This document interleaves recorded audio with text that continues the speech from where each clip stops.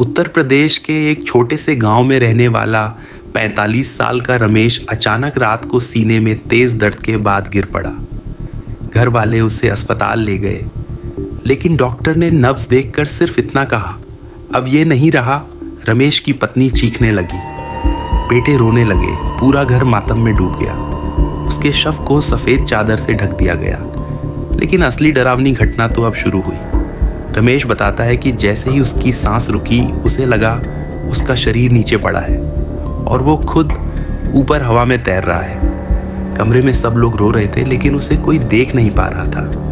तभी अचानक कमरे की दीवार काली पड़ने लगी। चारों तरफ सड़ी हुई लाश जैसी बदबू फैल गई और उस अंधेरे में से निकले 2 भयानक यमदूत। लाल जलती आंखें, काले विशाल शरीर और हाथों में लोहे की जंजीरें।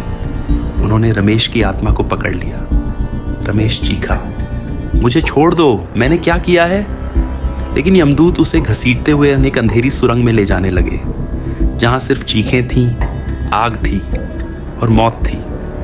रमेश को अचानक याद आया, उसकी माँ रोज उससे कहती थी, बेटा डर लगे तो बजरंगबली का नाम लेना। मरते हुए भी उसके होंठ कांपे, जय बजरंगबली। बस इतना कहना था कि पूरी सुरंग जोर से कांप उठी।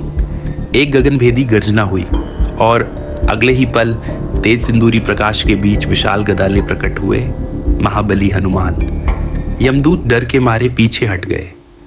हनुमान जी की आंखों में अग्नि थी। उन्होंने गरज कर कहा, ये मेरा भक्त है, इसे छूने का अधिकार तुम्हें किसने दिया? इतना सुनते ही दोनों यमदूत कांपते हुए अंधेरे में गायब हो गए।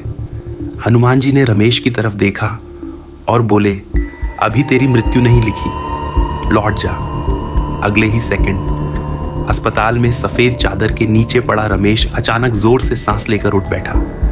डॉक्टरों के हाथ कांप गए, घर वाले डर से पीछे हट गए और रमेश रोते हुए सिर्फ एक ही बात बोल रहा था, मैं मर गया था, लेकिन बजरंगबली मुझे यमदूतों से बचाकर वापस लाए हैं। तब से रमेश हर मंगलवार मंदिर में दीप जलाता है, क्योंकि उसने मौत को सामने से देखा है और ये भी देखा है, सच्चे भक्त को बजरंगबली कभी अकेला नहीं छोड़ते।